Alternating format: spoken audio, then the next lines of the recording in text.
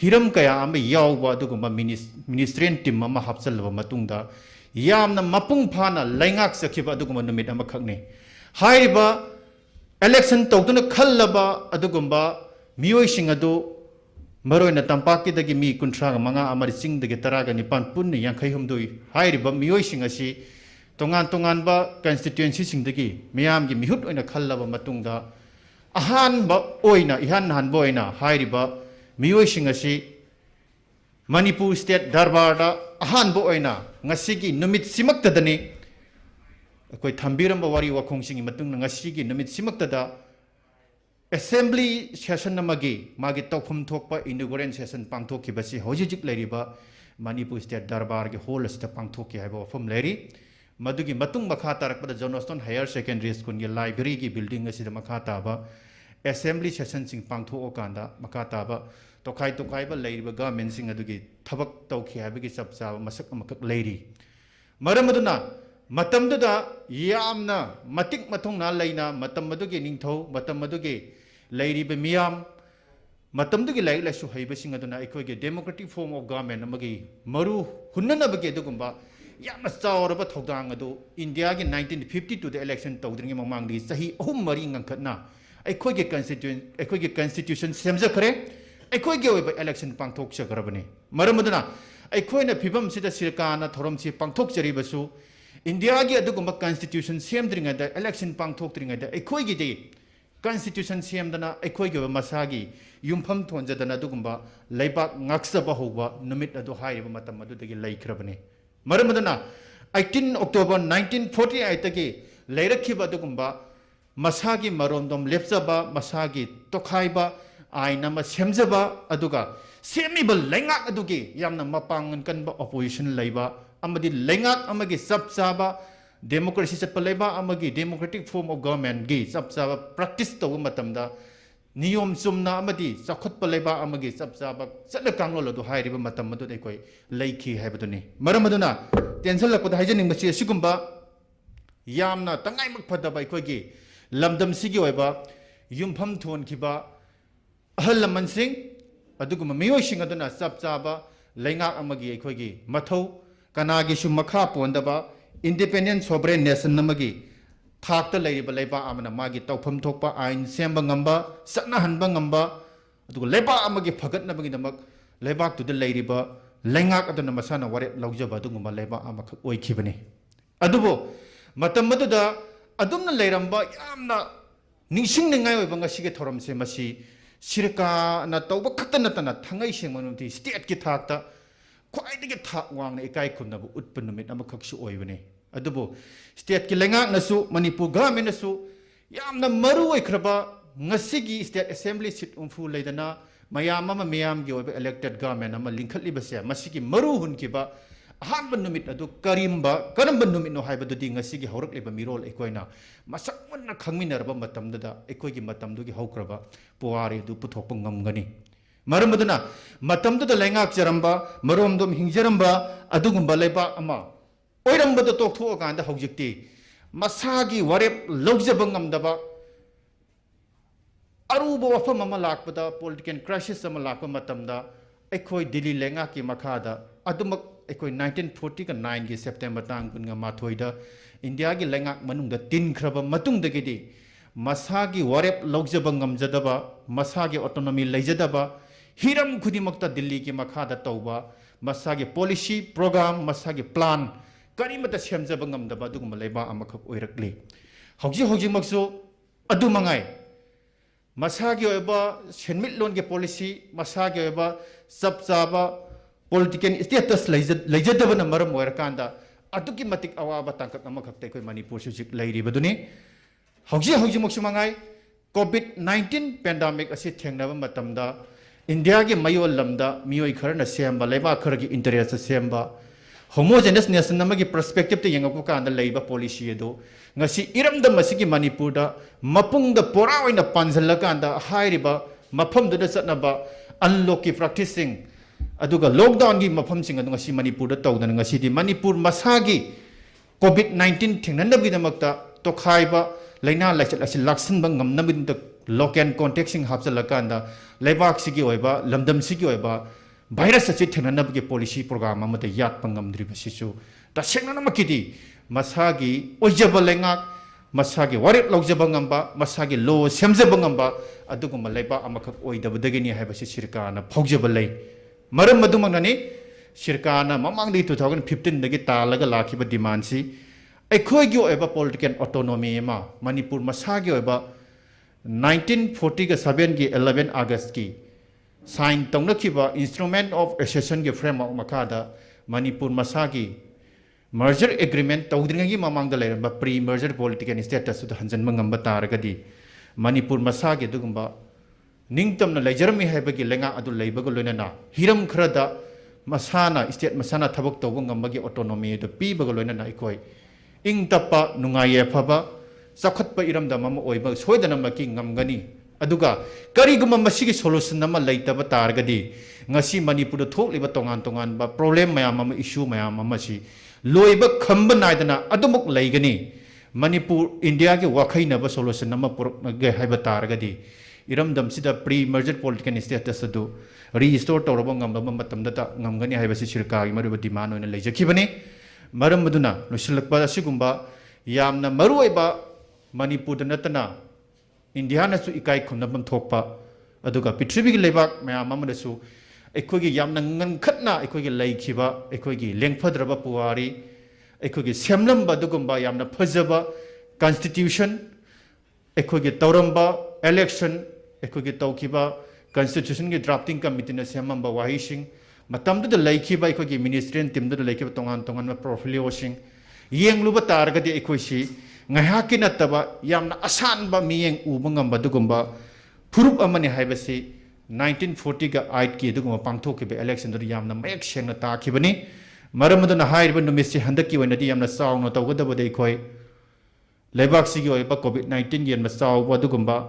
issue makak lakpa hairiba pandemic sin maram warka na mi yamna punba suya daba maramaduna khoi pandemic sigi khallakanda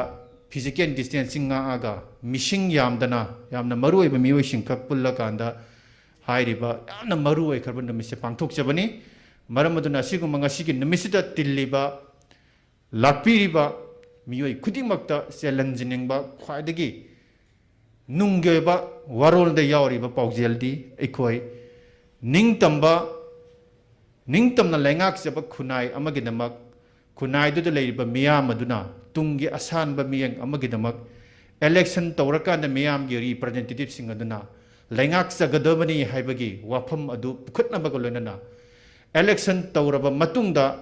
ahanba Manipur state darbar da phamkiba 18 October 1948 ki numit ase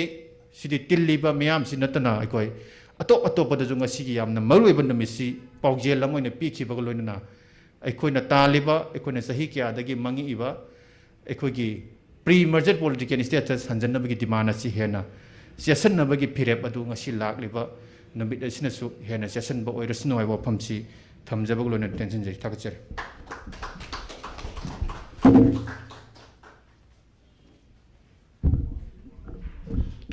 Thakachari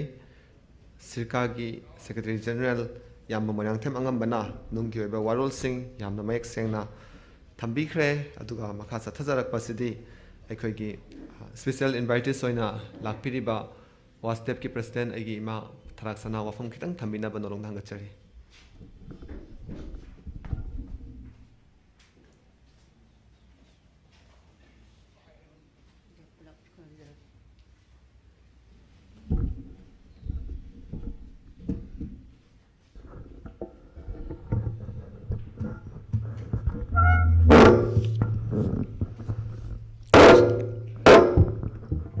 ngasi Coalition for Indigenous Right Campaign CIRCA na simbidana Kwakeithel gi Girl High School asida pangthok piriba Manipur National Day haidana khoi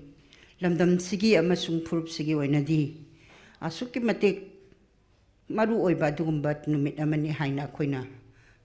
kauphodana khoi da natana tungi mirol singdasu asiguma numitse asuki matik maru oi haibase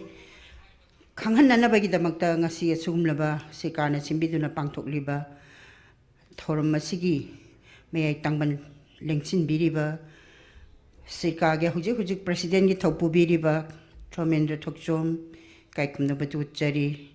ꯑꯗꯨꯒ vice ꯄ꯭ꯔꯁꯤꯗꯦꯟꯒꯤ ꯊꯧ ꯄꯨꯕꯤꯔꯤꯕ ꯑꯩꯈꯣꯏꯒꯤ ꯂꯣꯡꯖꯝ ꯔꯇꯟ ꯑꯗꯨꯒ LKKLꯒꯤ ꯄ꯭ꯔꯁꯤꯗꯦꯟꯒꯤ ꯊꯧ ꯄꯨꯕꯤꯔꯤꯕ ꯑꯣꯖꯥ ꯖꯣꯏ ꯑꯃꯗꯤ ꯁꯔꯀꯥꯔꯒꯤ adviser ꯑꯣꯏꯅ ꯊꯧ ꯄꯨꯕꯤꯔꯤꯕ ꯑꯣꯖꯥ ꯑꯃꯨ ꯃꯆꯥ ꯄꯨꯅꯨꯡꯄꯣꯏ ꯍꯥꯏꯅ ꯏꯀꯥꯏꯈꯨꯝꯅꯕ ꯎꯠꯆꯔꯤ ꯂꯣꯏꯅꯅ ꯍꯥꯏꯔꯤꯕ ꯊꯧꯔꯝ ꯑꯁꯤꯗ ꯇꯉꯥꯏ ꯐꯗꯅ ꯑꯩꯈꯣꯏ ꯌꯧꯗꯕ ꯌꯥꯗꯦ ꯊꯧꯔꯝ ꯑꯁꯤ ꯌꯥꯝꯅ ꯃꯔꯨꯑꯣꯏꯕ ꯑꯃꯅꯤ ꯍꯥꯏꯗꯅ ꯑꯁꯨꯛ ꯌꯥꯝꯅ ꯇꯝꯊꯤꯔꯕ ꯅꯣꯡꯃꯒꯤ COVID-19ꯅ ꯂꯥꯛꯁꯜꯂꯛꯇꯅ ꯅꯣꯡꯃꯗ ꯃꯤ ꯀꯌꯥ ꯄꯣꯖꯤꯇꯤꯚ ꯑꯣꯏꯔꯒꯗꯒꯦ ꯍꯥꯏꯕ ꯈꯪꯗꯅ ꯇꯥꯊꯔꯛꯄ ꯅꯠꯇꯕ 300ꯇꯒꯤ 400, 400ꯇꯒꯤ ꯍꯣꯔꯦꯟ 500 ꯌꯧꯔꯛꯄꯁꯨ ꯌꯥꯔꯤꯕ ꯇꯥꯟꯐꯝ ꯑꯁꯤꯗ ꯌꯥꯎꯕꯤꯔꯤꯕ ꯂꯦꯡꯁꯤꯟꯕꯤꯔꯤꯕ ꯃꯥꯡꯗ ꯐꯝꯕꯤꯔꯤꯕ ꯑꯩꯈꯣꯏ ꯁꯥꯇ꯭ꯔ ꯈꯨꯟꯅꯥꯏꯒꯤ ꯑꯗꯨꯒ ꯏꯀꯥꯏꯈꯨꯝꯅꯔꯖꯕ ꯇꯣꯉꯥꯟꯕ ꯁꯤꯚꯤꯜ ꯁꯣꯁꯥꯏꯇꯤꯒꯤ ꯏꯆꯤꯜ ꯏꯅꯥꯎ ꯄꯨꯝꯅꯃꯛ ꯏꯕꯨꯡ ꯏꯄ꯭ꯋꯥ ꯄꯨꯝꯅꯃꯛꯄꯨꯁꯨ ꯑꯩꯍꯥꯛꯅ ꯏꯀꯥꯏꯈꯨꯝꯅꯕ ꯎꯠꯆꯔꯤ ꯉꯁꯤ ꯑꯁꯤꯒꯨꯝꯂꯕ ꯊꯧꯔꯝ ꯑꯁꯤꯗ ꯌꯥꯝꯅ ꯃꯔꯤꯛ ꯆꯨꯝꯅ ꯍꯧꯖꯤꯛ ꯁꯔꯀꯥꯔꯒꯤ ꯖꯦꯅꯔꯦꯜ ꯁꯦꯀ꯭ꯔꯦꯇꯔꯤꯒꯤ ꯊꯧ ꯄꯨꯕꯤꯔꯤꯕ ꯏꯆꯥ ꯑꯉꯝꯕꯅ ꯌꯥꯝꯅ ꯃꯃꯨꯠ ꯇꯥꯅ ꯊꯝꯕꯤꯔꯝꯃꯦ ꯇꯁꯦꯡꯅꯃꯛ ꯑꯩꯈꯣꯏ ꯈꯨꯟꯅꯥꯏꯁꯤ ꯑꯩꯈꯣꯏ 1891ꯗ ꯕ꯭ꯔꯤꯇꯤꯁꯀꯤ ꯃꯈꯥꯗ ꯑꯩꯈꯣꯏ ꯅꯤꯡꯇꯝꯕ ꯃꯥꯡꯈ꯭ꯔꯒꯁꯨ ꯑꯩꯈꯣꯏ ꯊꯧꯅꯥ ꯂꯤꯡꯖꯦꯜꯗꯨꯗꯤ ꯅꯤꯡꯇꯝꯕ ꯍꯟꯖꯟꯅꯅꯕꯒꯤꯗꯃꯛꯇ ꯑꯗꯨꯃꯛ ꯍꯣꯠꯅꯗꯅ ꯂꯩꯈꯤꯕ ꯑꯗꯨꯒꯨꯝꯕ ꯐꯨꯔꯨꯞ ꯑꯃꯅꯤ ꯃꯗꯨꯒꯤ ꯈꯨꯗꯝ ꯍꯥꯏꯕꯕꯨ ꯑꯩꯈꯣꯏ 1939ꯗ ꯁꯨꯉꯩꯒꯤ ꯃꯇꯝ ꯍꯥꯏꯇꯥꯔꯦ ꯄꯣꯏꯅꯨ ꯊꯥꯗ ꯑꯅꯤꯁꯨꯕ ꯅꯨꯄꯤ ꯂꯥꯟꯗ ꯑꯩꯈꯣꯏꯒꯤ ꯊꯣꯛꯆꯔꯤꯕ ꯐꯧ ꯃꯌꯥꯝꯁꯤ ꯕ꯭ꯔꯤꯇꯤꯁꯀ ꯂꯧꯇꯨꯅꯔꯒ ꯃꯇꯝꯗꯨꯒꯤꯗ ꯑꯩꯈꯣꯏꯒꯤ ꯂꯩꯔꯤꯕ ꯀꯁꯇꯨꯔꯤ ꯍꯥꯟꯅ ꯃꯃꯥꯡꯗ ꯌꯥꯝꯅ ꯉꯟꯅ ꯃꯅꯤꯄꯨꯔꯗ ꯑꯩꯈꯣꯏ ꯂꯩꯔꯛꯂꯕ ꯃꯈꯣꯏꯒ ꯃꯥꯟꯅꯔꯀꯥꯟꯗ ꯃꯣꯏꯅ ꯑꯩꯈꯣꯏꯒꯤ ꯐꯧꯊꯣꯛꯁꯦ ꯂꯣꯏꯅ ꯃꯄꯥꯟꯗ ꯊꯥꯗꯣꯛꯅꯅꯕ ꯄꯣꯂꯤꯁꯤ ꯇꯧꯔꯀꯥꯟꯗ ꯑꯩꯈꯣꯏꯁꯤ ꯈꯨꯠꯁꯦꯝꯒꯤ ꯆꯥꯛ ꯇꯥꯡꯕ ꯊꯣꯛꯍꯟꯕ ꯃꯇꯝꯗ ꯏꯃꯥꯁꯤꯡꯗꯨꯅ ꯑꯗꯨꯒꯨꯝꯕ ꯅꯨꯃꯤꯠ ꯇꯥꯕ ꯅꯥꯏꯗꯦ ꯍꯥꯏꯔꯤꯕ ꯕ꯭ꯔꯤꯇꯤꯁꯇꯨꯒꯤ ꯃꯥꯌꯣꯛꯇ ꯃꯈꯣꯏꯅ ꯈ꯭ꯋꯥꯡꯆꯦꯠ ꯆꯦꯜꯂꯒ ꯆꯪꯁꯤꯜꯂꯒ ꯍꯧꯖꯤꯛ ꯄꯣꯁ ꯑꯣꯐꯤꯁ ꯑꯣꯏꯔꯤꯕ ꯃꯐꯝꯁꯤꯗꯩꯁꯤꯗ ꯃꯇꯝꯗꯨꯗ ꯅꯤꯡꯊꯧꯁꯤ ꯃꯄꯥꯟꯗ ꯂꯩꯈꯤꯕ ꯍꯧꯖꯤꯛꯃꯛ ꯇꯦꯂꯤꯒ꯭ꯔꯥꯐ ꯊꯥꯔꯀꯥꯟꯗ ꯑꯁꯤꯒꯤ ꯃꯄꯥꯟꯗ ꯐꯧꯁꯤꯡ ꯄꯨꯊꯣꯛꯏꯕꯁꯤ ꯊꯤꯡꯍꯜꯂꯨ ꯍꯥꯏꯗꯅ ꯑꯗꯨꯒꯨꯝꯕ ꯏꯍꯧ ꯍꯧꯔꯤꯕ ꯃꯤꯈꯥ ꯄꯣꯜꯂ ꯐꯥꯎꯕꯗ ꯑꯀꯤꯕ ꯂꯩꯇꯕ ꯑꯗꯨꯒꯨꯝꯕ ꯐꯨꯔꯨꯞ ꯑꯃꯒꯤ ꯃꯆꯥ ꯃꯁꯨꯅꯤ ꯑꯩꯈꯣꯏꯁꯤ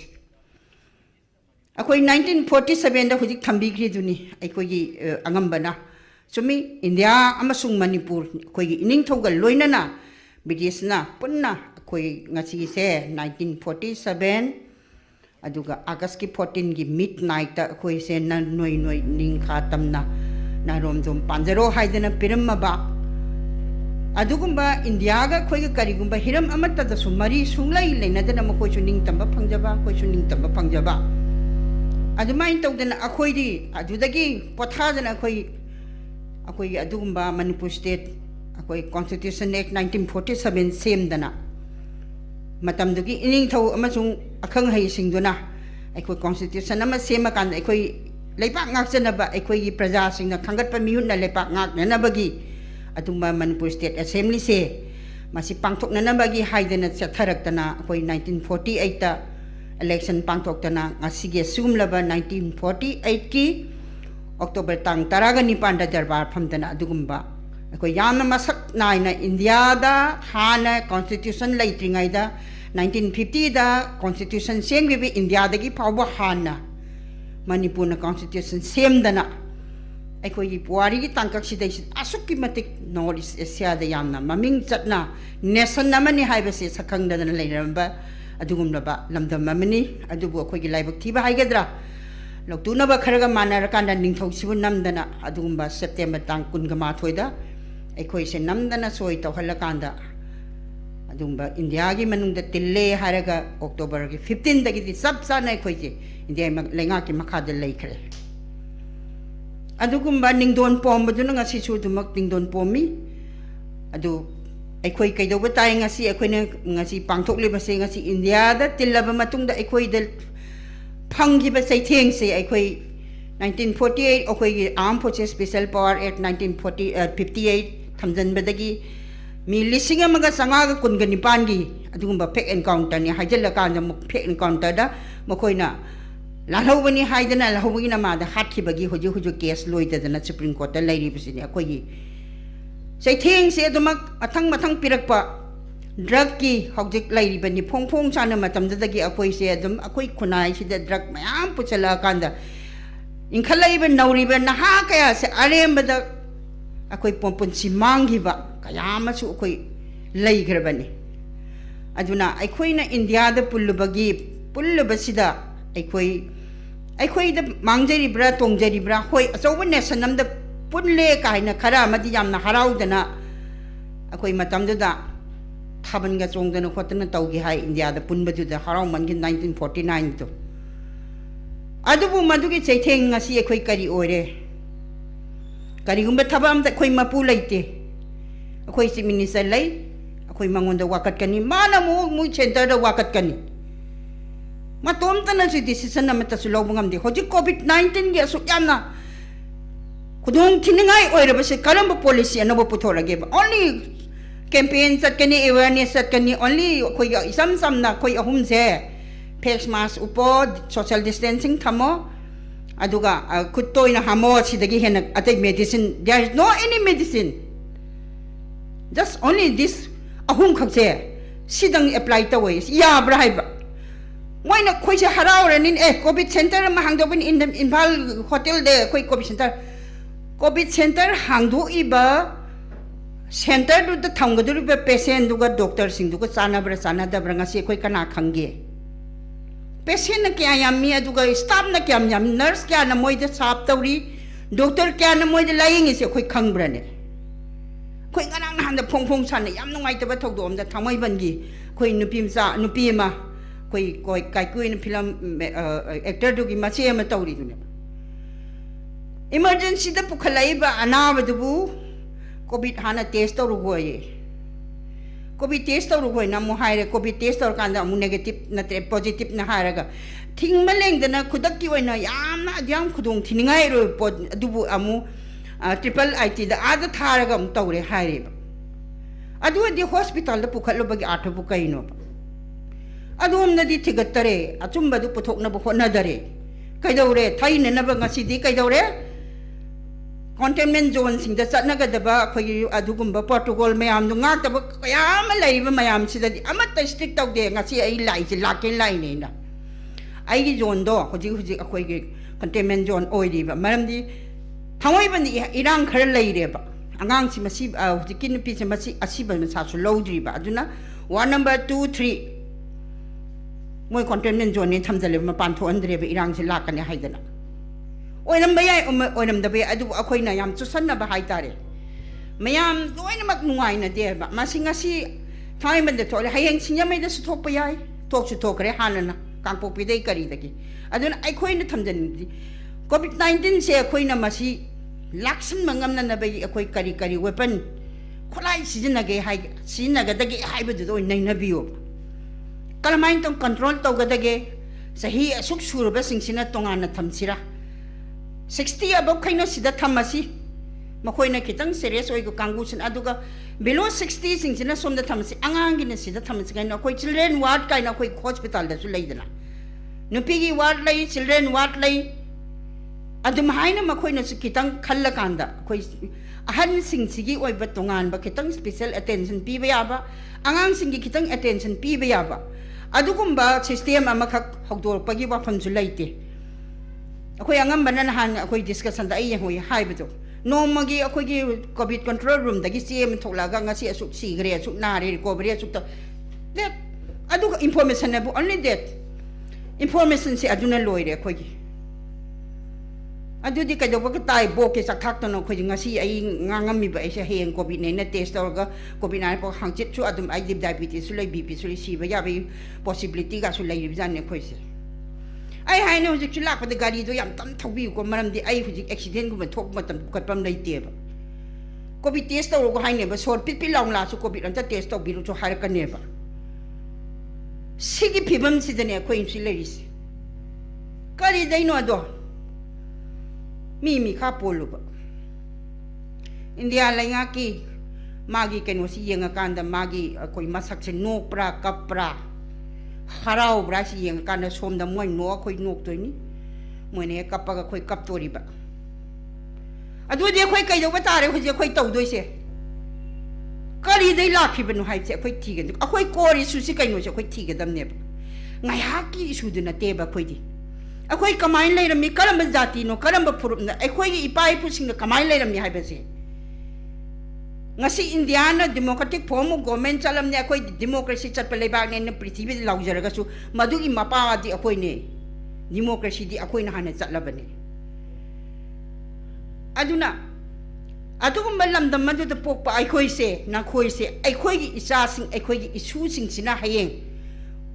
akhoi Japan matamam da Second World War da mokoi na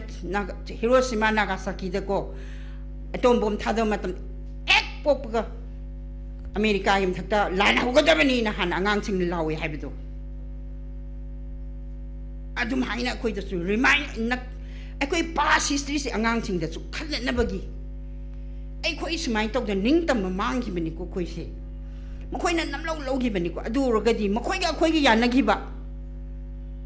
condition na hum da yana gi ba adugumba August 11 1947 gi 14 August ki mamang da yana gi ba instrument of accession da akoi condition ahong khakte ne da moina pai ga se external affairs defense communication ahong khakta ni moina akoi ni education health any internal akoi gi oiba lengak chana mai akoi khudong cha ba di akoi leijari bane ba adugi lai ba phibam do yana ki ba potu tobiu chini ba sarkar na ngasi talis akoi hete India go mini mathak ta akoi heta akoi sovereignty tan ba natte ha aduna akoi hujik sarkar na pangthok pidawe akoi samak chu khoi chu sarkar da yaujai any sarkar gi program khuding ta khoi yaujagani hogalai ba angang singsida akoi tang September kunma thoi da kari taugi aduga 1947 August 14 da ekoi kari oihi aduga ngasi gi asugum laba October 18 1948 da ekoi kari taugi haiba maru oiba ekoi gi numit sing siga loina ne haurei ba angang sing sida ekoi na ekoi gi adugumba pre-merger political status to ekoi restore tongna na ba hanjan na bagi ekoi sigumbagi khongjang amadi ekoi sem saba se hojik matam oire sahi yang khai chang chanu ekoi amuk tang di adugum laba isani sabu laingak chaba migi makha pon da mi kha pon da sara su hauna saba aduga hayala su thawai nungai ni hen ba adugum lamdam mam oi si haiba se koi para che sikana hor kan da koi tambi ra se ba aduna ngasi ge asum laba 14 akoi ngasi 18 October gi akoi Manipur National Day se mamang da su pangthoi amuk su akoi pangthoi adum pangthok tan lai isu dum yaujai aduna mase kum akoi sahi kudingi pangthok tana haurai ba tungi akoi jati akoi Manipur gi oiba akoi lamdam masi gi oiba phurup asi gi oiba adugumba mamai chu makadobi na ha ching chida akoi sigumba isu sidi maru oiba isu ni ngang ha ki isu si nate haibase masi khangan si haiba wafam si thamjaraga puno kumda mu hana khurumjari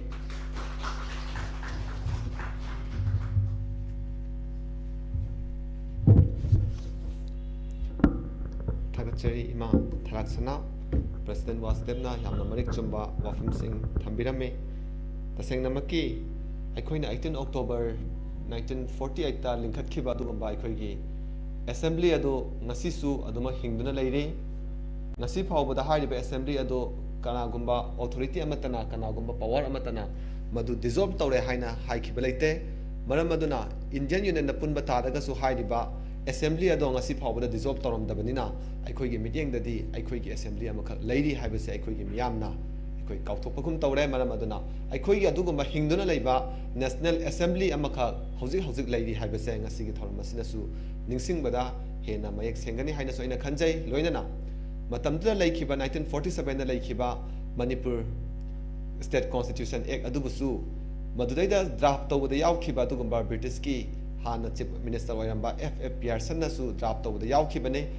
hairiba constitution masamak adudaida su hairiba constitution ase makhal amata da karigumba makhal amata da masi manghanba thugaiba yaroi haina su constitution masadura adumak yauraga leiri maram aduna aikhoigi manipur gi oina su chap chap aikhoigi oiba manipur state constitution adusu hojik su adumak hingduna leiri haimasim su ngasigi thoramasina nising halle loinana makha tarak poina ngasigi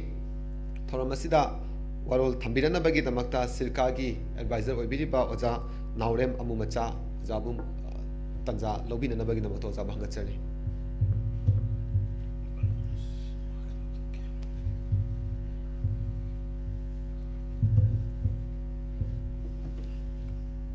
ngasi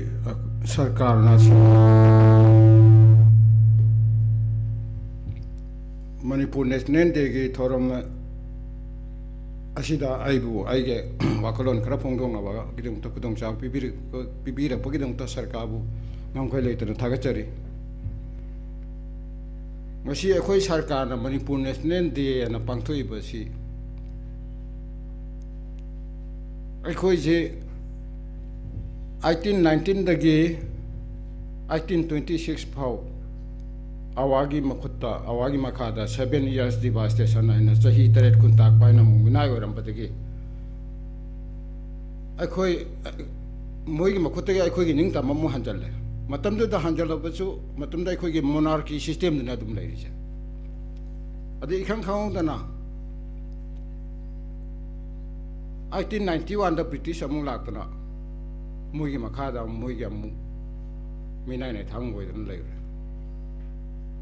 adubu 1947 gi August 14 da akhoi gi ningtam amu hanjal ningtam ba hanjal matung da de akhoi je matam da monarchy system mut khare lagi tre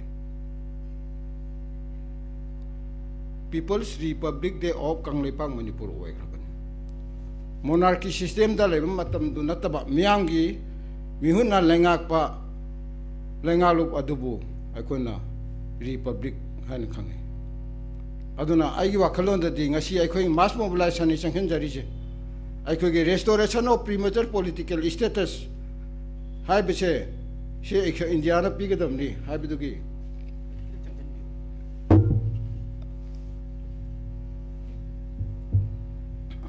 aduda masi akhoi mass mobilization ni changhen jari je miyam da khan ma mathok ta he dana aduna aigi wakhalon da aigi pamjabani ko yabe yadam na tongan bani ai wakalon na ngasi gi 18 October gi National Day che maminga ma bata miam mobilization ngai na mani ko People's Republic Day of Kanglaipak Manipur haina pangthong ni ai wakalon da de People's Republic Day hai bu han thok siga National Day hai bu han thok siga wan thok puri manager ga jo mapan thong da miam na mobilize to da de Republic Day hai bi ni hena kan brai na khanje oh miam jina matam oh akhoi ju Republic Day ler mina habi gi wakhalo ram le re gati adu eta de akhoi gi Republic Day do regain taw godam ni regain taw no ba akhoi stripe taw godam ni akhoi struggle taw godam ni habi wakhalo ji khalak pangam godai khan jaba adu de naina madu wakhalo do kano taw jabani hudok jabani ai gi wakhong khara thamjadring ai da ai wakhalo na makha phongdok jage ai gi lanai goi ba people is the real honor of our motherland.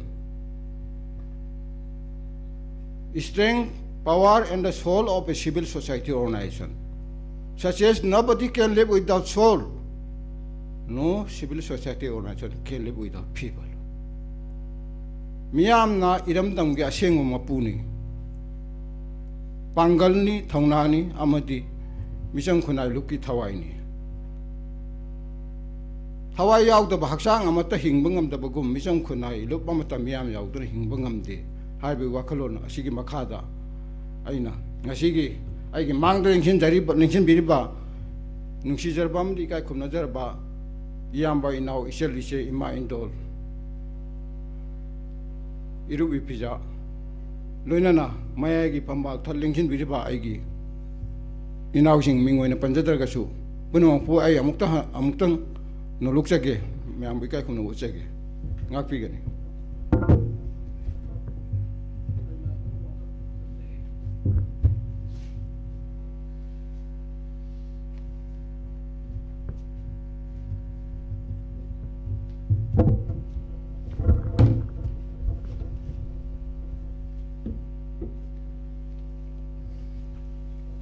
hau khraba puari gi wari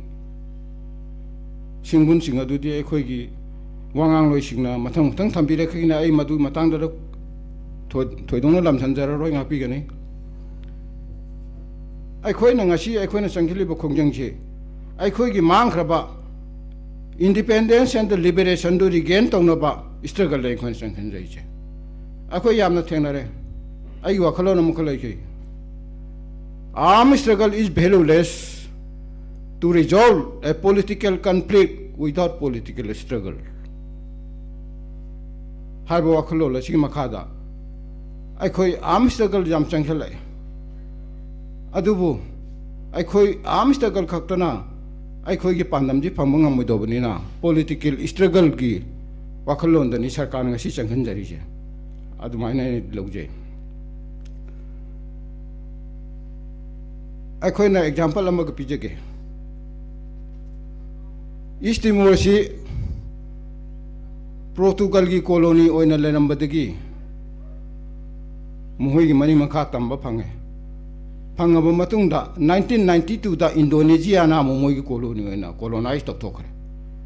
अदुबो hey colonise तगी बखुदक्तगी मुखोइना सु पोथाब लेतना मुनि struggle संखेली both political and armed struggle. Madugi mahina moi 1992 da Indonesia na logjin gi bada 2002 da moi liberation am regain tawgi. Ain hajabadi both political and armed struggle ani tourist amina ji habne. Example amana Vietnamese war matam Vietnam war matam da Vietnam gi liberation phangno hona matam da Vietnamese war matamda American jing army struggle in the battlefield of army struggle American army amta maichiba phangide Vietnamese ngatani maichigi sigrije aduna mo killing field sena film ga lakhi do mayam sing birangani Vietnamese gi ning khata matungda Vietnam da lakhi Vietnam nupa pamje na kauri do in the battlefield of army struggle American maichiram gane ji mayam thajabi never maichigide adu ka ja maichigi moi in the battlefield of political struggle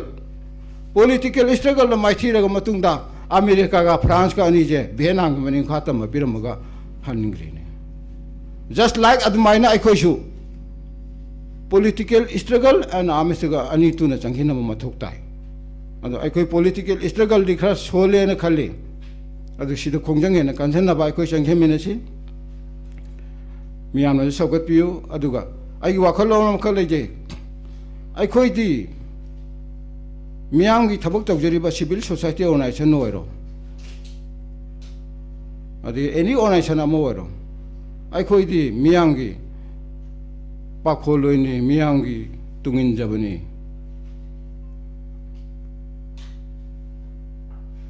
अखोइदी मियांगी मिनाइने वखलोन द चटकदबनी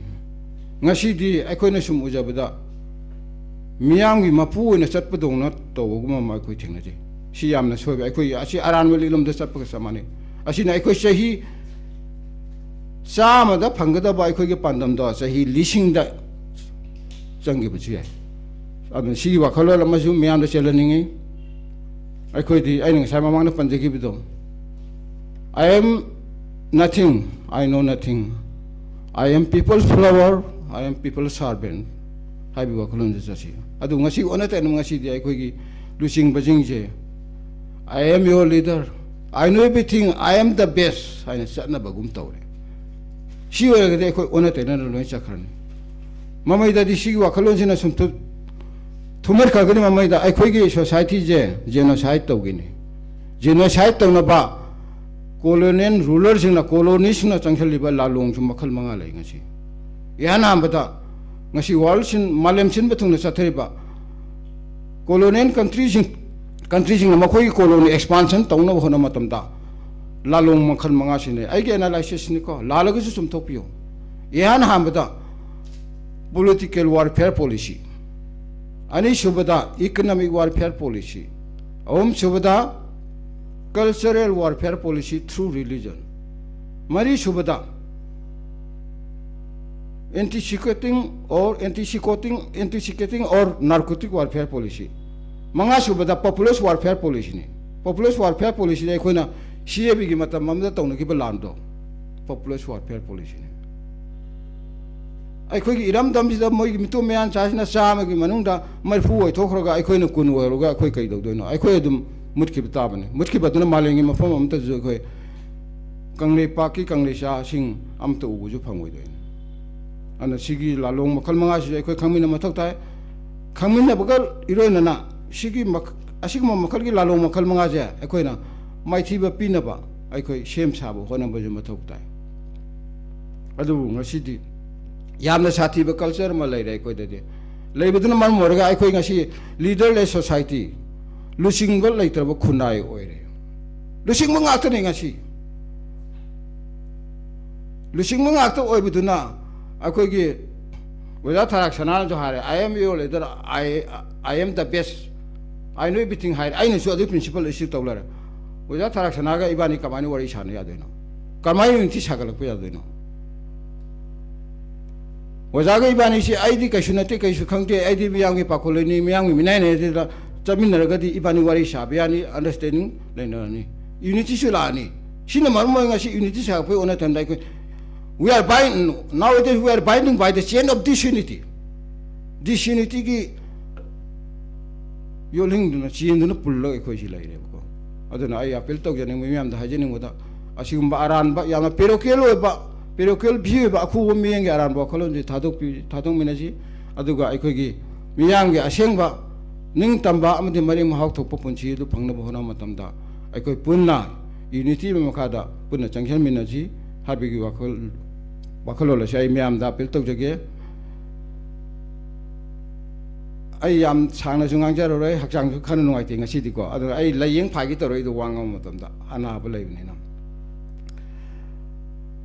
ai gi wakhal adigi wakhalo ram ko puthok chan ge ngasi khudong sa ba jok ngasi ai khoi khunai si da natna malem gi khunai si da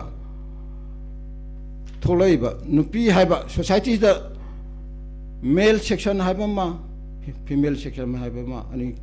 ani thok pa jimak ta male section na female section gi mathak ta chathari ba mihan mi pun miut minai adigi ma gi nupi bi jan manghan bi ba sim kram am thoi dna ko si kramai control to bangong da ge he matang gi da ai kai bai wa khalom ta phongdok charak ke na ki punsi gi loina bi natana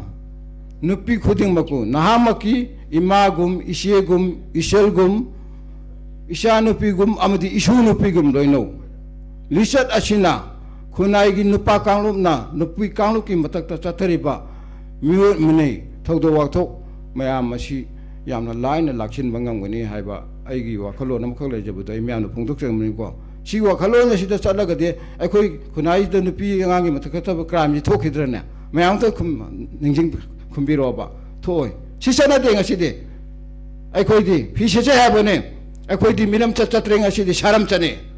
mamdi si horofam kai da ai khoi culture mangre ai khoi ge yumba lon mangre thaksilon khasilon mangre loina mangre ngasi di मधुगी खुदम मुखाई पिजरंगे मतलब ममदे चाही नौरीब नहा मना चाही मथक थोंब अहल मत उनब मतमदा मान हाने काय खुम उलमे ngasi ahanduna angang do tana raga kaure kaudre मैम थेंगना बिरंगनी sai khoi gi thaksilon khasilon social character social discipline to lerek tamne aina sahajari bai wakhalon du khalaga khandraga de aina aigi imabu isiebu iselbu isanupibu isurupigu loina bangamoin sanga gi licha dai do dum laktoin aduna miyam da jai gi wakhalon du aina phongdok chamani ko madu ngak pi gani hainin bodi amle adu bai ngasi di hakchang kitang nunga tre maya nunga pi gani ai matang sare sum te sin jarga aro bia miyam ko khum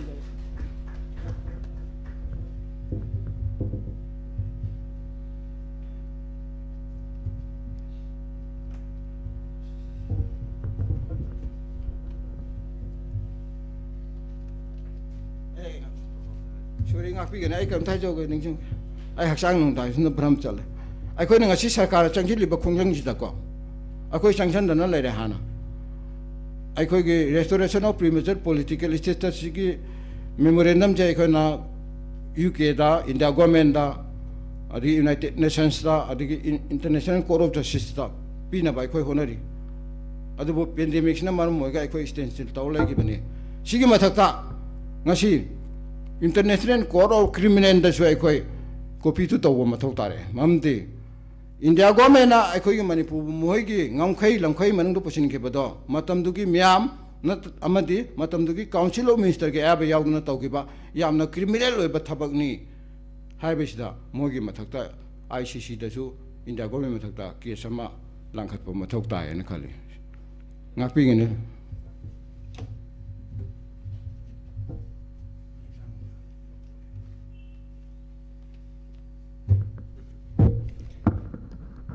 ꯊꯥꯒꯠꯆꯔꯤ ꯑꯣꯖꯥ ꯅꯥꯎꯔꯦꯝ ꯑꯃꯨꯃꯆꯥ ꯃꯃꯜ ꯌꯥꯝꯅ ꯋꯥꯐꯝꯁꯤꯡ ꯊꯝꯕꯤꯔꯝꯂꯦ ꯑꯗꯨꯒ ꯑꯣꯖꯥꯅ ꯊꯝꯕꯤꯔꯝꯕ ꯑꯩꯈꯣꯏꯒꯤ ꯁꯖꯦꯁꯟꯁꯤꯡꯗꯨꯁꯨ ꯑꯩꯈꯣꯏ ꯂꯧꯁꯤꯟꯖꯔꯦ ꯑꯣꯀꯦ ꯂꯩꯗꯣꯏꯔꯦ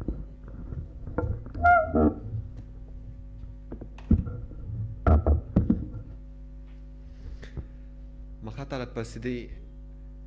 ꯉꯁꯤꯒꯤ ꯂꯩꯍꯧ ꯈꯨꯟꯅꯥꯏ ꯀꯟꯕ ꯂꯨꯞꯇꯤꯜꯒꯤ ꯄ꯭ꯔꯁꯤꯗꯦꯟ ꯑꯣꯏꯕꯤꯔꯤꯕ ꯑꯣꯖꯥ ꯄꯨꯌꯥꯝꯖꯣꯏꯅ ꯋꯥꯔꯣꯜ ꯈꯔꯗꯪ ꯊꯝꯕꯤꯅꯅꯕ ꯅꯣꯂꯨꯛꯅ ꯀꯧꯁꯤꯟꯖꯔꯤ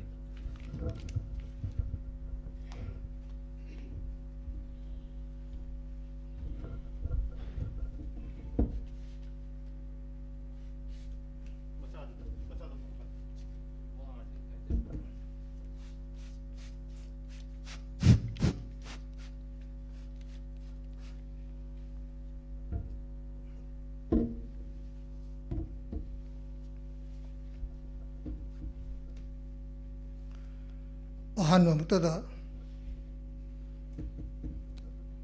CIRCAꯅ ꯆꯍꯤ ꯈꯨꯗꯤꯡꯒꯤ ꯄꯥꯡꯊꯣꯛꯂꯛꯂꯤꯕ Manipur National Day 2020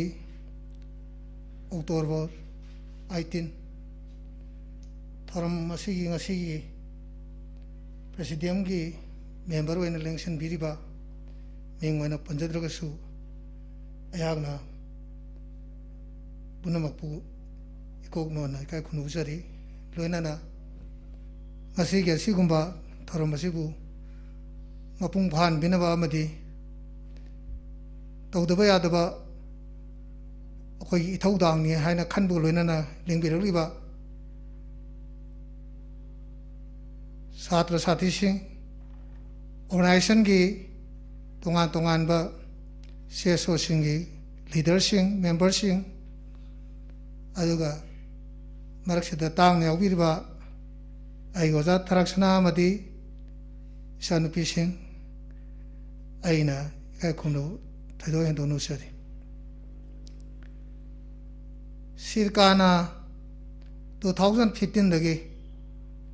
ꯂꯦꯞꯇꯅ ꯄꯥꯡꯊꯣꯛꯂꯛꯂꯤꯕ ꯑꯁꯤꯒꯨꯝꯕ ꯌꯥꯝꯅ ꯏꯇꯤꯍꯥꯁꯤꯛ ꯑꯣꯏꯔꯕ ꯑꯁꯤꯒꯨꯝꯕ ꯊꯧꯔꯝ ꯑꯁꯤ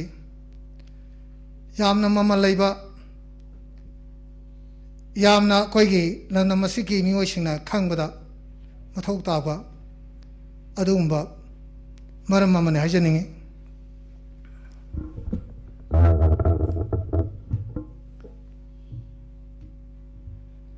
ꯇꯁꯦꯡꯅ ꯑꯩꯈꯣꯏ ꯉꯁꯤꯗꯤ ꯑꯩꯈꯣꯏꯒꯤ ꯄꯨꯛꯅꯤꯡꯁꯤꯗ ꯑꯩꯈꯣꯏ ꯃꯅꯤꯄꯨꯔꯤ ꯑꯃ ꯑꯣꯏꯅ ꯃꯩꯇꯩ ꯑꯃ ꯑꯣꯏꯅ ꯑꯩꯈꯣꯏꯒꯤ ꯋꯥꯈꯜꯁꯤꯗ ꯃꯇꯝ ꯈꯨꯗꯤꯡꯃꯛꯇ ꯃꯁꯤ ꯃꯥꯂꯦꯝꯒꯤ ꯑꯣꯜꯂꯛꯂꯤꯕ ꯑꯑꯣꯟꯕ ꯃꯌꯥꯝꯁꯤ ꯑꯁꯤꯗ ꯈꯨꯗꯨꯡ ꯏꯟꯗꯨꯅ ꯆꯠꯂꯒꯁꯨ ꯑꯩꯈꯣꯏꯗ ꯅꯤꯡꯉꯝꯗꯕ ꯑꯃꯗꯤ ꯑꯩꯈꯣꯏ ꯈꯨꯗꯤꯡꯃꯛꯇ ꯃꯇꯝ ꯈꯨꯗꯤꯡꯃꯛꯇ ꯂꯩꯌꯦꯅ ꯑꯩ ꯍꯥꯏꯖꯅꯤꯡꯉꯤ ꯃꯔꯝꯗꯤ 1947ꯗ Constitution Act ꯄꯥꯁ ꯇꯧꯈ꯭ꯔꯕ ꯑꯗꯨꯒ 1948 ꯃꯁꯤꯗ 1947ꯗ ꯑꯩꯈꯣꯏ Constitution Actꯁꯤ ꯄꯥꯁ ꯇꯧꯈ꯭ꯔꯦ ꯑꯗꯨꯒꯤ ꯃꯇꯨꯡꯗ ꯑꯩꯈꯣꯏꯒꯤ ꯑꯣꯏꯕ ꯑꯦꯛ ꯂꯩꯈ꯭ꯔ ꯃꯇꯨꯡꯗ ꯑꯦꯗꯜ ꯐ꯭ꯔꯥꯟꯁꯤ ꯇꯧꯔ ꯃꯇꯨꯡꯗ ꯑꯩꯈꯣꯏꯒꯤ ꯑꯣꯏꯕ ꯇꯣꯉꯥꯟꯕ ꯑꯦꯁꯦꯝꯕ꯭ꯂꯤ ꯑꯃ ꯃꯗꯨꯒꯤ ꯃꯤꯐꯝ ꯐꯝꯗꯅ ꯍꯧꯗꯣꯛꯈ꯭ꯔꯕ ꯑꯗꯨꯒꯨꯝꯕ ꯂꯩꯕꯥꯛ ꯑꯃꯕꯨ ꯏꯟꯗꯤꯌꯥꯅ 1949ꯗ ꯁꯦꯞꯇꯦꯝꯕꯔ 21ꯗ ꯃꯍꯥꯔꯥꯖꯕꯨ ꯀ꯭ꯔꯣꯁ ꯁꯥꯏꯟ ꯇꯧꯍꯟꯕ ꯅꯝꯗꯨꯅ आयन की वांगमुदा माबु सायन तोंदना मणिपुर बु इंडिया दा तिलन की बाइबा पोर्चे ngasi की मिरोन ngasi निंगसंग akpa matamda kanana sumasi nungai ti haiba koi khanjai maramdi ngasi manipur da hauriba ihau lalo busing ngasi akoina suguma thoromda akoina kiyana akoina masi maramda gor india government ke manipur government kiyana koi hundokon thokte maramdi koi ngasi manipur da tangduk laita da miyamna phangiba posing ase masi koi nainara ba matungda kayara hana nainara ba matungda madugi masang oiba maramdu puthokanda akhoi yamna ingna tabna lamdam ame hingba se akhoi mathau ta na hajani akhoi ngasi akhoi na pangkhoi ba thormasi akhoi khuding mang ki wakhanda isam jamba college ke freshers mi tongna akhoi khalaning de maramdi aina matang sida panjaning maram amadi 1891 ge akhoi english ka akhoi manipuri singa sona khibalan sikari maram gino haipur si mayang mafamda ahan matamda thamjaningi maramdi pithibhi puna makta magi sunrise magi nation kanosi numit tabal itraba dugma british pu koi mi khujo khar khaktana leiba sigum lamdam asina english koi na mayong na gane na mayong na lan sona ni ngasi khongjom gi lan tongan ba lan sing ji koi ngasi de koi na ngasi wari oina pari thengnari masida pirami ba ipai pu singjina pirami ba athase kaino haiba je koi na khanba masang maramde masida selibe nungi oiba iseldi akoi migi minai wena hingba budi mikup amata wa hingamabuka ningkha tang hingmabuka sigibane na phai akoi sai lising ani gi mathakta itihasik leirba aduma written history leirba aduma lamdam amani akoi migi mikha thadana akoi gi pak sawba akoi gi territory se khada akoi sita gong trek yauna adege nongpokta asi sinai border yauna assam da burma da tongan pa irawadi yauna swaina mafam kyamu pak sana sanok jing asi akhoi madugi map to akhoi ngasi thengnai akhoi gi pai pu singji picture ga su isam cham na hingam nate matam amada maikai ohum dagi landar ko matam da maikai ohum du thengnama gamgi ba adum bai pai pu singni maramdi akhoi gi isini housing pai pu singji matam du da lemisi mi khudimak sari sara langi sagon tong gi aram bai lang gi thang ten gi kainung se hairam mai maramdi masi kai guna haibada akhoi furusi pi eduna kana go mane landar ko matam da akhoi ji ini ta mi khudi mana thengna bangam na ba yung ye leir banu pi ngang jing ju masana ngak thok bangam na ba adugum ba mahi ji loina hairam mai maram aduna maikai ohum amukta landar ko du pulapuna maithi piram maramdi tongan ba sat kharba army sing sat kharga su yum dagi morol amam kokoli next mathang am to morol am kokole maramdi maduna sagol tongba arambai langbai ba thang ten haiba sari sara haiba adu mayam dana khoi ipai pu singjina khoi gi lamdam se sandoga ngak selaga lerme maramaduna 1891 da pirami ba kano se akhoi da pirami ba se para amane nung da losallaga thamamba adugumba lana mane manamdi nakhoi gi napana pu singdi asok chawba bidesi mayong ngariba porse noi khang haibagi kaimba ahang khudam amgoloina nakhoi da thamamane ngasidi akhoi ningkha tamami natraga akhoi ningkha tama homu hanjalangna ba akhoi ngangudaki masi india da eno da international law da akhoi gi assembly akhoi gi leisariba akhoi gi constitution na du muthattana india na akhoi jinam pu drok sang gi bani akhoi karang tongna pithibhi lebak singji da tanarga eno da changaga akhoi na amok inai tanadana aseme legally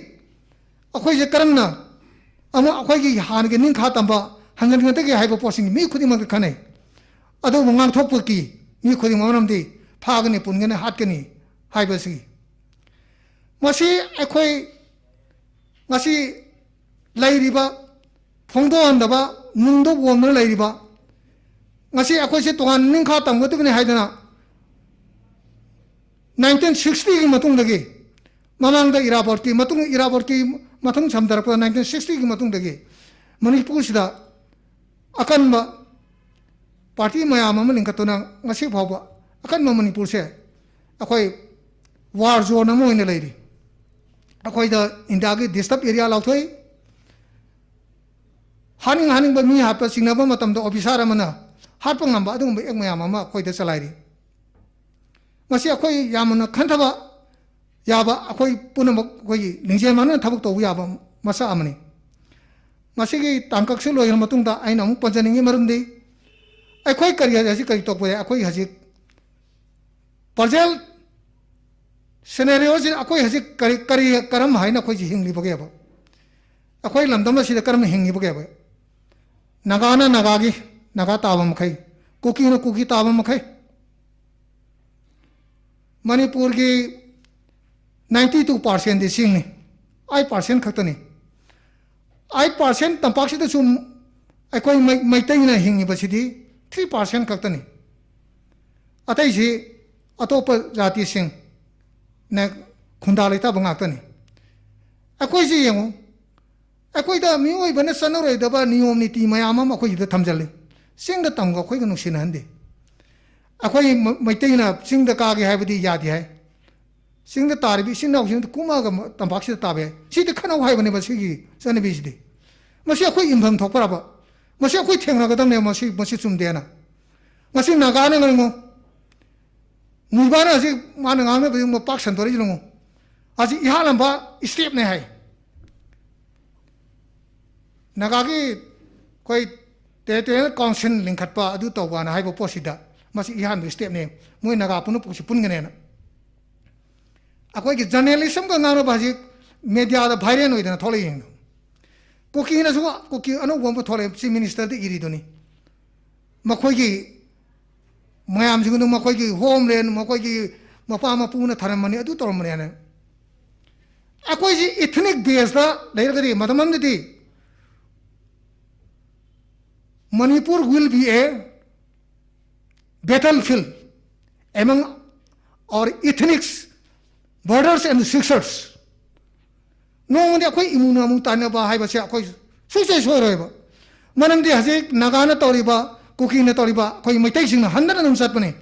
Quite may take him hot Greg and Nagasina attention. Quite may take a Kanahali. Quite may take a matamanta, a quite matam to gay. Wakan Kanba, the Walaba, Tungi, Yanandra, Alamanina, Niki Dharma Laksal with the gay, in Tobo Poto, other the BS Torga, Adungani, Atopala, Wujingi, was asking to Ngangi. A quite later some me apart but some Torator Hing, some Tom with that. Sahika, the Kate Care, however, was your question later some BS Torga, some Nangum talk proud. A quite hesitate, assumed by was a kind of have a quite put a canamina bumsang ever. ꯑꯩꯈꯣꯏ ꯃꯇꯝ ꯑꯃꯗ ꯑꯩꯈꯣꯏ ꯅꯤꯡꯈꯥ ꯇꯝꯀꯥꯟꯗꯁꯨ constitution ꯁꯦꯝꯀꯥꯟꯗꯁꯨ ꯑꯩꯈꯣꯏꯒꯤ ꯑꯣꯏꯕ ꯗꯔꯕꯥꯔ ꯐꯝꯒꯗꯁꯨ ꯆꯤꯡꯇꯝ ꯑꯩꯈꯣꯏ ꯄꯨꯟꯅ ꯂꯣꯏꯅ ꯇꯧꯃꯤꯟꯅꯈꯤꯕ ꯉꯥꯛꯇꯅꯦꯕ ꯍꯧꯖꯤꯛ ꯏꯊꯅꯤꯛ ꯕꯦꯁ ꯑꯣꯏꯔꯒ ꯑꯩꯈꯣꯏꯁꯤ ꯃꯔꯛꯁꯤꯗ ꯑꯃꯒ ꯑꯃꯨꯛ ꯈꯥꯏꯕꯨꯡ ꯇꯥꯟꯅꯅꯕ ꯄꯣꯠ ꯑꯃꯗ ꯂꯥꯛꯑꯦ ꯍꯥꯏꯕꯁꯤ ꯑꯩꯈꯣꯏ ꯍꯧꯖꯤꯛ ꯑꯩꯈꯣꯏꯅ ꯑꯩꯈꯣꯏꯒꯤ ꯑꯣꯏꯕ ꯃꯅꯤꯄꯨꯔ ꯅꯦꯁꯅꯦꯜ ꯗꯦ ꯃꯣꯏ ꯑꯣꯕꯖꯥꯔꯕ ꯇꯧꯕꯁꯤ ꯑꯩꯈꯣꯏꯒꯤ ꯑꯣꯏꯕ ꯍꯥꯟꯅꯒꯤ ꯅꯤꯡꯈꯥ ꯇꯝꯕꯗꯣ ꯑꯩꯈꯣꯏ ꯂꯦꯒꯦꯂꯤ ꯐꯥꯏꯠ ꯇꯧꯔꯒ ꯍꯟꯖꯟꯒꯅꯤ ꯍꯥꯏꯕꯒꯤ ꯁꯔꯀꯥꯔꯒꯤ ꯋꯥꯈꯜꯂꯣꯟꯁꯤꯡꯗ ꯍꯧꯖꯤꯛ ꯑꯩꯈꯣꯏꯗ ꯊꯦꯡꯅꯒꯗꯧꯔꯤꯕ ꯄꯣꯠ ꯃꯌꯥꯝꯁꯤ ꯑꯩꯈꯣꯏ ꯈꯪꯕ ꯑꯃ ꯆꯪꯉꯦꯕ ꯑꯩꯈꯣꯏ ꯈꯪꯗ꯭ꯔꯒꯗꯤ ꯑꯩꯈꯣꯏ ꯃꯥꯏ ꯄꯥꯛꯄ ꯉꯝꯃꯣꯏ ꯌꯦꯡꯉꯨ ꯁꯦꯅꯥꯄꯇꯤ ꯎꯔꯈꯨꯜ ꯇꯃꯦꯡꯂꯣꯡ ꯆꯥꯟꯗꯦꯜ ꯅꯥꯒꯥꯅ ꯂꯧꯅ ꯍꯥꯏꯔꯦ ꯀꯨꯀꯤꯅ ꯀꯥꯡꯄꯣꯛꯄꯤ ꯆꯨꯔꯆꯥꯟꯄꯨꯔ ꯇꯦꯡꯅꯧꯄꯜ ꯁꯨꯃꯥꯏꯅ ꯂꯧꯅ ꯍꯥꯏꯔꯦ ꯌꯦꯡꯉꯣꯕ ꯑꯩꯈꯣꯏꯒꯤ ꯏꯄꯥ ꯏꯄꯨꯁꯤꯡꯁꯤꯅ ꯉꯥꯝꯃꯤꯁꯤ ꯃꯇꯝ ꯑꯗꯨꯗ ꯉꯥꯝꯃꯤꯕ ꯊꯦꯡꯅꯔꯝꯃꯤ ꯃꯌꯥꯝꯁꯤ ꯏꯄꯥ ꯏꯄꯨꯁꯤꯡꯅ ꯑꯆꯧꯕ ꯂꯝ ꯑꯃ ꯀꯣꯟꯁꯤꯜꯂꯒ ꯃꯌꯥꯝ ꯄꯨꯝꯅꯃꯛꯁꯤ ꯃꯅꯨꯡꯗ ꯊꯝꯃꯒ ꯉꯥꯝꯃꯤꯅꯦꯕ ꯂꯣꯏꯅ ꯇꯧꯔꯝꯃꯤꯅꯦꯕ ꯑꯩꯈꯣꯏ ꯄꯨꯟꯅ ꯑꯃꯠꯇ ꯑꯣꯏꯅ ꯍꯤꯡꯃꯤꯟꯅꯕꯒꯤ ꯄꯣꯠꯁꯤ ꯃꯇꯝꯗꯒꯤ ꯅꯤꯡꯊꯧꯁꯤꯡꯁꯤꯅ ꯃꯁꯤ ꯇꯧꯔꯝꯃꯦꯕ ꯃꯁꯤꯒꯨꯝꯕ ꯏꯅꯤꯡꯊꯧꯁꯤꯅ ꯑꯩꯈꯣꯏꯒꯤ ꯂꯝꯗꯝꯁꯤꯒꯤ ꯃꯤꯌꯥꯝꯁꯤꯡꯁꯤꯅ ꯑꯁꯤꯒꯨꯝꯕ ꯃꯩꯇꯩꯁꯤꯡꯁꯤꯅ ꯃꯔꯨ ꯑꯣꯏꯅ ꯃꯦꯟ ꯑꯣꯏꯅ ꯂꯧꯔꯒ ꯁꯥ ꯂꯥꯟ ꯇꯧꯅꯗꯅ ꯃꯁꯤ ꯆꯍꯤ ꯀꯌꯥꯁꯤ ꯉꯥꯛꯇꯅ ꯄꯨꯗꯅ ꯃꯈꯣꯏ ꯃꯌꯥꯝꯁꯤ ꯁꯦꯟꯅꯕꯤꯗꯅ ꯂꯥꯛꯏꯕꯅꯦꯕ ꯍꯧꯖꯤꯛ ꯏꯟꯗꯤꯌꯥꯗ ꯄꯨꯜꯂꯀꯥꯟꯁꯤꯗꯤ ꯗꯦꯃꯣꯀ꯭ꯔꯦꯁꯤ ꯆꯠꯄꯅꯤ ꯍꯥꯏꯔ ꯀꯥꯟꯁꯤꯗ ꯉꯁꯤ ꯑꯗꯨꯒꯤ ꯈꯨꯗꯣꯡꯆꯥꯕ ꯑꯩꯈꯣꯏꯒꯤ ꯃꯥꯗꯔꯂꯦꯟꯅꯤ ꯑꯩꯈꯣꯏꯒꯤ ꯐꯥꯗꯔꯂꯦꯟꯅꯤ ꯑꯩꯈꯣꯏꯒꯤ ꯂꯝꯅꯤ ꯑꯁꯦꯡꯕ ꯑꯩꯈꯣꯏꯒꯤ ꯑꯩꯈꯣꯏ ꯅꯥꯎꯐꯝ ꯇꯥꯐꯝꯅꯤ ꯑꯗꯨꯅꯦꯅ ꯃꯌꯥꯝ ꯍꯥꯏꯅꯔꯤꯁꯤ ꯃꯔꯝꯁꯤꯡꯁꯤ ꯑꯩꯈꯣꯏ ꯃꯩꯇꯩꯅ ꯉꯁꯤꯐꯥꯎꯁꯤꯗ ꯄꯨꯟꯅꯕꯒꯤ ꯑꯩꯈꯣꯏ ꯄꯣꯠꯇ ꯍꯥꯏꯗꯅ ꯂꯥꯛꯏ ꯑꯩꯈꯣꯏ ꯃꯁꯤ ꯑꯣꯄꯟꯂꯤ ꯍꯥꯏꯕ ꯑꯃ ꯊꯣꯛꯑꯦ ꯃꯣꯏꯅꯁꯨ ꯉꯥꯡꯒ ꯃꯣꯏꯅ ꯀꯔꯤ ꯈꯟꯒꯦꯅꯦꯅ ꯑꯩꯈꯣꯏ ꯁꯨꯝ ꯈꯜꯂꯒ ꯂꯩꯔꯗꯤ ꯌꯥꯔꯣꯏ ꯃꯁꯤ ꯄꯣꯠꯁꯦ ꯊꯝꯃ ꯃꯇꯨꯡꯗ ꯑꯩꯅ ꯃꯌꯥꯝꯗ ꯑꯃꯨꯛ ꯊꯝꯖꯅꯤꯡꯉꯤ ꯃꯔꯝꯗꯤ ꯑꯩꯈꯣꯏ ꯍꯧꯖꯤꯛ ꯆꯪꯁꯤꯜꯂꯛꯏꯕ ꯊꯕꯛ ꯇꯧꯔꯤꯕ ꯃꯇꯝꯁꯤꯗ ꯑꯩꯈꯣꯏꯅ ꯊꯕꯛ ꯀꯃꯥꯏꯅ ꯇꯧꯒꯗꯒꯦ ꯍꯥꯏꯕ ꯃꯇꯥꯡ ꯑꯃꯇꯪ ꯊꯝꯖꯅꯤꯡꯉꯤ ꯑꯩꯈꯣꯏ ꯍꯧꯖꯤꯛ ꯃꯩꯇꯩꯑꯅ ꯂꯩꯔꯤꯕ ꯀꯥꯡꯂꯨꯞ ꯐꯨꯔꯨꯞꯁꯤ ꯑꯩꯈꯣꯏꯅ ꯉꯁꯤ ꯁꯤꯔꯀꯥꯅ ꯃꯅꯤꯄꯨꯔ ꯅꯦꯁꯅꯦꯜ ꯗꯦꯅ ꯑꯣꯕꯖꯥꯔꯕ ꯇꯧꯔꯤ ꯃꯅꯤꯄꯨꯔꯗ ꯑꯣꯔꯒꯅꯥꯏꯖꯦꯁꯟ ꯃꯌꯥꯝ ꯑꯃ ꯂꯩ ꯃꯅꯤꯄꯨꯔꯗ ꯇꯣꯉꯥꯟꯕ ꯂꯥꯜꯍꯧꯕ ꯃꯌꯥꯝ ꯑꯃ ꯂꯩ ꯑꯩꯈꯣꯏ ꯍꯧꯖꯤꯛ ꯂꯩꯔꯤꯕ ꯄꯣꯠꯁꯤꯗ ꯑꯩꯈꯣꯏꯒꯤ ꯑꯣꯏꯕ ꯑꯄꯨꯟꯕ ꯀꯔꯤ ꯂꯩꯔꯤꯒꯦꯕ ꯑꯩꯈꯣꯏ ꯃꯤ ꯈꯨꯖꯣꯛ ꯈꯔ ꯈꯛꯇꯁꯤꯗ ꯇꯣꯉꯥꯟ ꯇꯣꯉꯥꯟꯕ ꯃꯥꯒꯤ ꯑꯣꯔꯒꯅꯥꯏꯖꯦꯁꯟ ꯃꯌꯥꯝ ꯑꯃ ꯂꯩꯌꯦꯕ ꯑꯩꯈꯣই ꯀꯅꯥꯃꯇꯅ ꯍꯥꯏꯅꯕ ꯑꯃꯅ ꯍꯥꯏꯅꯕ ꯑꯝꯇ ꯇꯥꯟꯅꯗꯦꯕ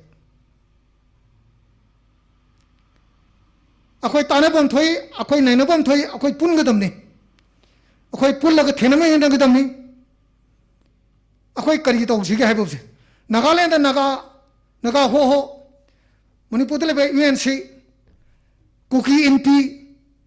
ꯁꯨꯃꯥꯏꯅ ꯇꯧꯅ ꯃꯌꯥꯝ ꯑꯃ ꯊꯣꯛ ꯃꯣꯏꯁꯨ ꯂꯥꯜꯍꯧꯕꯁꯤꯡ ꯂꯩꯔꯤꯕ ꯄꯣꯠꯁꯤꯡꯁꯤꯗ ꯒꯣꯔꯃꯦꯟ ꯉꯥꯡꯅꯕ ꯃꯇꯝꯗ ꯃꯣꯏꯁꯨ ꯁꯄꯣꯔꯠ ꯇꯧꯗꯅ ꯁꯤ ꯇꯧꯒꯗꯕꯅꯤ ꯁꯤ ꯇꯧꯗꯕꯅꯤ ꯍꯥꯏꯕꯅ ꯃꯅꯨꯡ ꯃꯄꯥꯟ ꯅꯥꯏꯅ ꯇꯧꯔꯤꯕ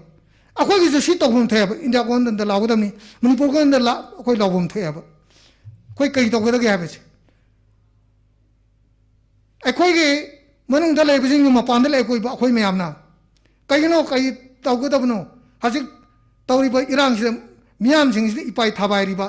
ꯏꯟꯗꯤꯌꯥ ꯒꯣꯔꯃꯦꯟꯗ ꯊꯥꯖꯤꯜꯂ ꯐꯣꯔꯁꯁꯤꯡꯁꯤꯅ ꯋꯣꯠꯂꯛꯏꯕ ꯃꯤ ꯀꯌꯥ ꯁꯤꯔꯕ ꯐꯦꯛ ꯑꯦꯀꯥꯎꯟꯇꯦꯟꯇ ꯀꯌꯥ ꯁꯤꯕ ꯁꯤꯒꯨꯝꯕ ꯃꯌꯥꯝꯁꯦ ꯀꯔꯤ ꯐꯤꯕꯝ ꯂꯥꯛꯇꯣꯏꯅꯣ ꯀꯔꯤ ꯀꯃꯥꯏꯅ ꯇꯧꯗꯣꯏꯅꯣ ꯍꯥꯏꯕꯁꯦ ꯑꯩꯈꯣই ꯄꯨꯟꯅ ꯈꯟꯅꯔꯀꯥꯟꯗ ꯂꯥꯎꯕ ꯑꯃ ꯆꯪꯉꯦꯕ ꯒꯣꯔꯃꯦꯟꯗ ꯂꯥꯎꯕ ꯉꯥꯛꯇ ꯅꯠꯇꯅ ꯃꯁꯤ ꯑꯩꯈꯣই ꯃꯄꯥꯟꯗ ꯂꯩꯔꯤꯕꯁꯤꯡꯁꯤ ꯑꯩꯈꯣই ꯄꯨꯟꯁꯤꯟꯕ ꯌꯥꯗꯕ ꯍꯦꯛ ꯄꯨꯟꯁꯤꯟꯕꯒ ꯍꯦꯛꯇ ꯀꯥꯏꯕ ꯀꯔꯤ ꯍꯥꯏꯇꯥꯔꯦ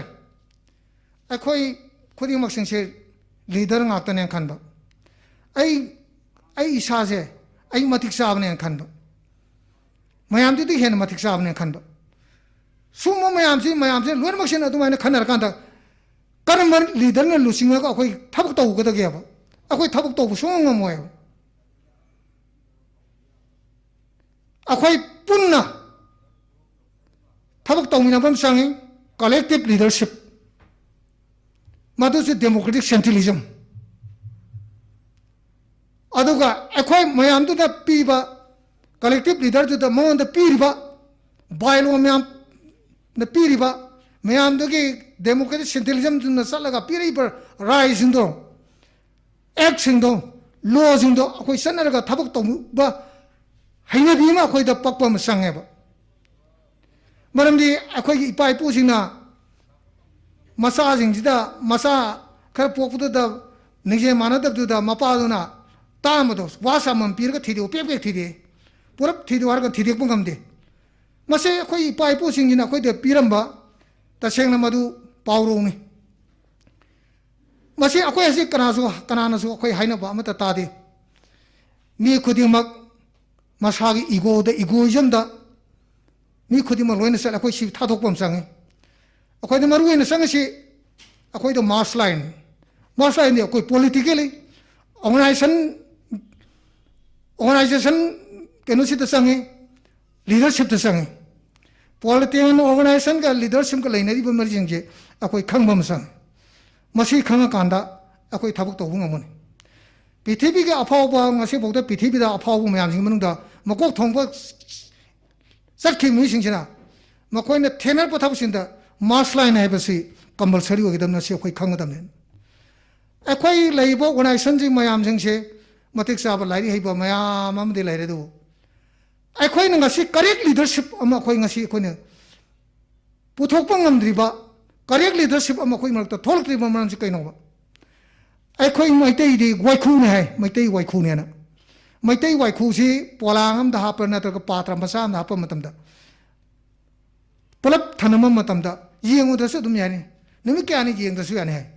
manan di wai khu si amana sa ke to da amana ko la hai amana ko la hai akhoi sugumba mentality leiba akhoi lamdam ama akhoi wari ma khai de koi pikra ba phurum ni mi yamana te mai te se 2011 ma tunda 11 lakh something ne adi khara di hengala mane somna sumana leiba si ja akhoi masien ni marak sida ya number wo si phajabo wakhalon me amaro ipai pu na torma me am du khango pura makse khanga ga so akhoi ki philosophy akhoi ki theory akhoi ki aim and objective mayam lak mayam phajama mayam leisno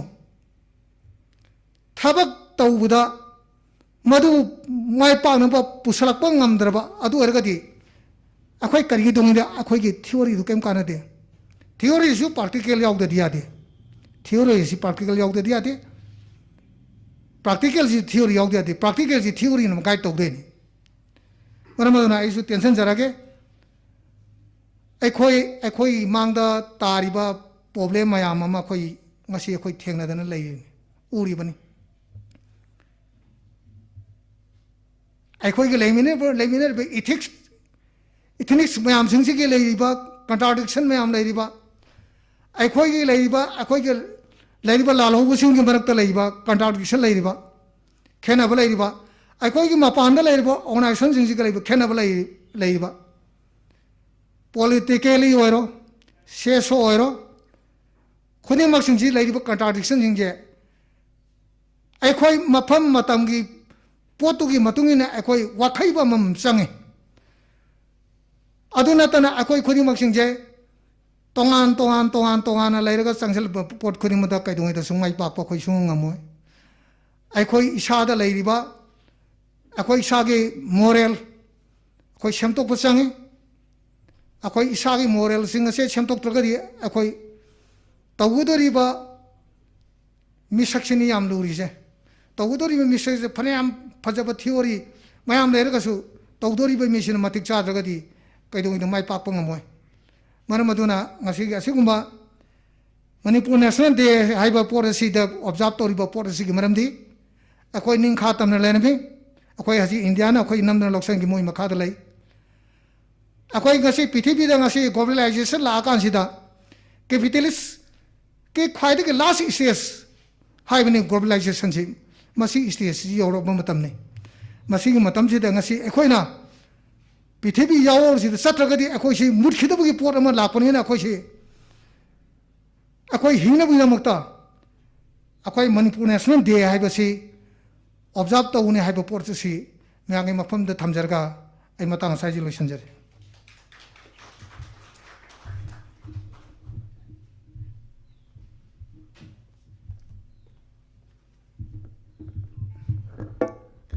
thagachari asigi oja puyam joina yamna marik chumba wafam sing yamna macha khaina ikhoida thambirame aduga loina na ngasigi thoramasigi makha sathajarakpada ikhoi Coalitions for Indigenous Right Campaign CIRCA gi Vice President soibiriba ai oja longjam ratan nasu ngasigi numichiga maririna wafam thambina na ba gi tanja lobina na ba haijari